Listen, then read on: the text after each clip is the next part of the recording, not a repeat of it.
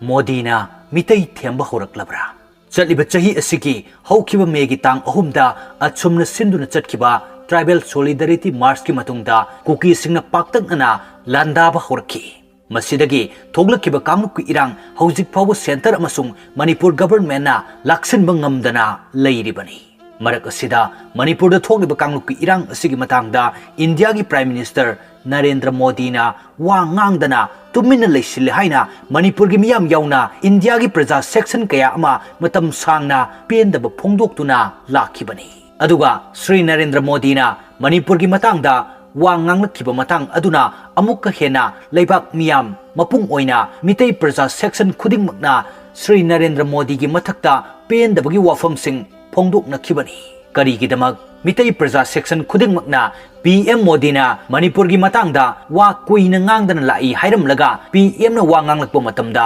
PM gi mathakta asawbagi wafamsing phongdoknarakhibono haibadugi maramdi leibak miyamnasu hena khangnakhrabu wafamni Megi tang ahumdagi haurakhiba irang asigi matangda wahi ama fawa ngangdana lakhiba PM na parliament ki nongzum mifam mangoinana megi tang marida Thobal district ki mafam amada kuki nupi ani gi mathakta sathakhiba lujakhidraba thogdok amagi video clip ama viral chalakhibani hairiba video clip asigi matangda PM na pendaba amadi asawbagi wafamsing phongdorakhibani masiga loinana PM gi wafamda Meetei gi mathakta asawba manba matau amasu utkhibani adubo hairiba viral chakhiba laibak thirba thogdok adugi video clip adugi matangda Meetei bu yamna leibak macha tadaba jati ama oina uhan khrabasu thogdok adugi matungda Meetei khunaina kuki nupi adugi mafamda miyoi bagi awangba thaki minung sidi utkhi adubo minung sigi thogdok adugi wari adumadi leibak miyamna khangba ubadi ngomkhidre Masi kuki nupi anigi mathakta koi saunaraba Meetei gi nupa kaya amana sathakhiba lujakhidraba thong aduna namhatkibana Meetei khunaina laibak thiraba victim oirbe kuki nupi singda utkhiba minung sigi wari adubu namsinkhibani madu pumnamak oikhrabasu awa famda takibe kuki nupi singi mafamda Meetei khunaina miyoibagi awangba thaki minung sidi utkhi haibasimasu achumbadi asengbani Karigumba Meetei khunaina awa famda tarbi kuki nupi singi mafamda minungsi ulamdrabadi kuki nupi ani adugi punsi kari oiramgani kanana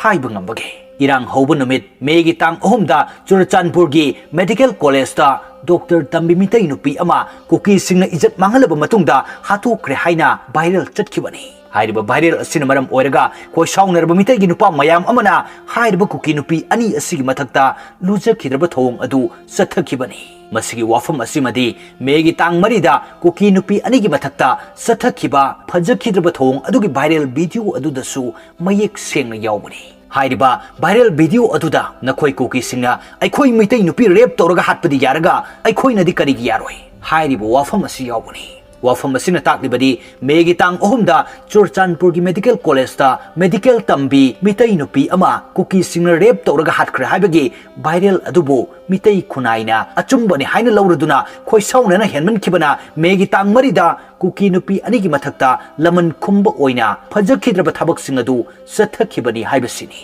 asumna kuki nupi anigi mathakta phajakhidraba lisat khara Meetei nupa kharana chatkhrabasu victim oiraba kuki nupi ani adugi ichati kaidong nung dumangan kide makhoi gi thawai su kanbi khibani makhoi gi ichat mangan khibal ite haibu wafam simadi hairiba kuki nupi ani asina su media gi thongda haijakhrabani masidagi aikhoina khangba ngamlibadi Meetei khunaina ngahak sauningbagi kuki nupi ani gi mathakta phajadaba thong khara sasakhrabasu makhoi gi mafamda miyoibagi minungsi adu uladuna makhoi bu kanbikhi makhoi gi mayum yohan ki haibasini asigumba miyoibagi minungsi mamal naidraba wari asimadi kana amatana khangbikhidre kana amatana ubikhidre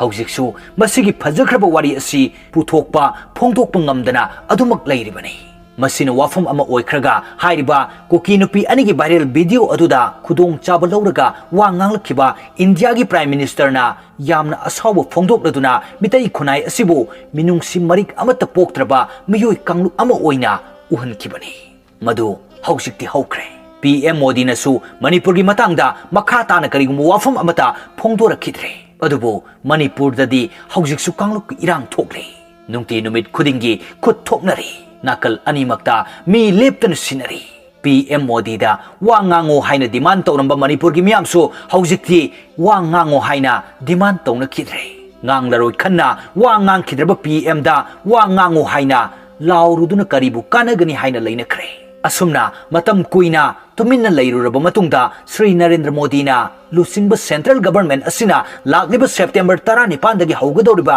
parliament ki mifam asida mathau tawgadaba parliament ki secretariat staff singna setka chagadaba anoba phijol singi chana kanglon ama lauthorakre National Institute of Fashion Technology na design tawgadoriba anoba phijol sing asi parliament ki house animak haibadi Lok Sabha amasung Rajya Sabha gi secretariat staff singna magenta natraga deep pink seki Nehru jacket litlagani security officer singna camouflage phijol sing set kani haiba anoba phijol sing asigi manungda Manipur gi koit su upkadabani haina yauri Central government ki anoba phijol asigi matangda opposition party kharadagi yaningdaba phongdorakpa leirabasu government ki order nina lakliba parliament ki session dadi anoba phijol gi chana kanglun sing asi suksoi soidana chatnaragani parliament ki secretariat staff sing amasung security officer singna sijannagadoriba anoba phijol sing asigi manungda Manipur gi koet yaholiba asi karigino haibasi haujik aikhoina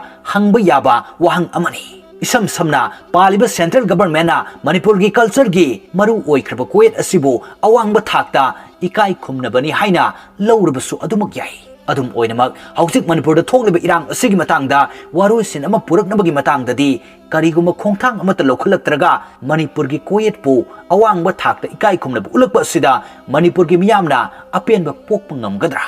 hoi party punba miyoi kharanadi soidana apenba pokladuna central government pu awangba thakta thangkalabadi ai adubu leibak miyamnadi harau harauna taramna okani hainadi thajadi thaudo asimakti center da paliba BJP government ki makok oidiba Sri Narendra Modi na Meetei Themba Houraklabra haina lauruidobagi maram suglai leite haina khali